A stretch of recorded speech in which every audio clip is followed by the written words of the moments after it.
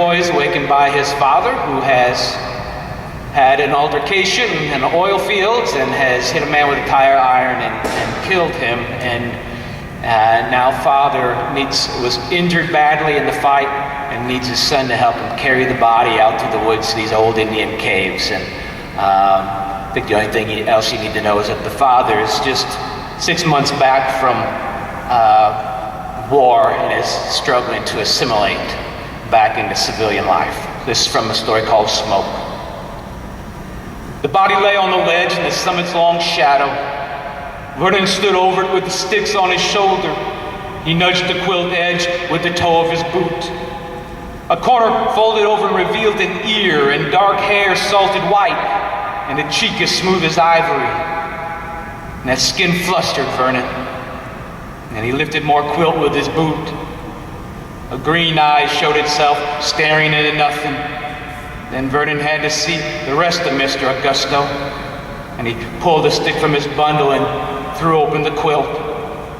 The man was thin and wore gray trousers pressed with a hard crease. He wore a matching vest with brass buttons and a shirt the color of a salmon fillet.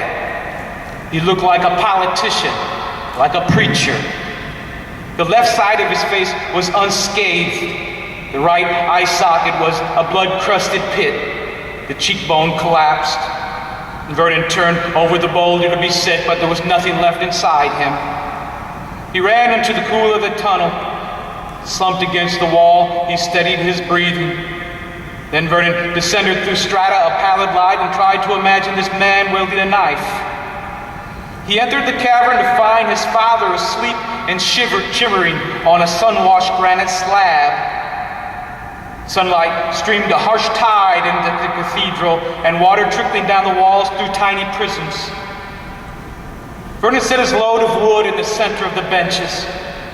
He shook his father's arm. His father's eyes opened enough to show whites through the lashes. "I need your lighter, Pop," Vernon said, and his father's eyes batted, closed again. Vernon dug into his father's pant pockets and found his silver lighter. The damp air made the fire difficult to start. Soon the wood crackled and let off a vapid roil of smoke. His father now sat in a slouch trying to comb his hair with a quivering hand, and Vernon took the comb from him and ran it carefully through his father's oiled hair. "You were shivering," Vernon said, and gave his father back the comb. "There's lots of fires around.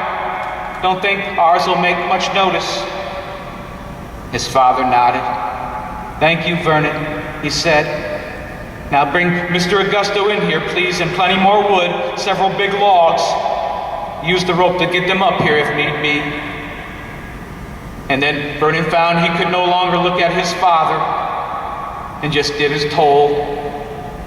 He exited the cave to keep his mind off unpleasantness, tried to focus on each singular movement, putting his foot in a pock of sandstone, breaking down sticks, piling them on his shoulders, stepping through fern, dragging thick sections of birch he found not far from the rock, and up the cliff back down, feet moving, hands on hot rocks, stacking logs high, high on the burgeoning fire. And he dragged the quilt down the calcite corridor, Mr. Augusto's head knocking against the damp floor. Vernon pulled tenderly as if dragging a man to sleep and trying not to wake him. Soon he felt the heat from the fire on his neck as he tugged the body as if entering a furnace through the calcite cavern's mouth. The fire lashed flames the size of small trees, and the oval of blue sky was overcome by the smoke, and the cathedral walls now reflected firelight instead of sunshine. His father approached, and they stood with the body and the quilt between them. "Help get it on the fire, son," he said,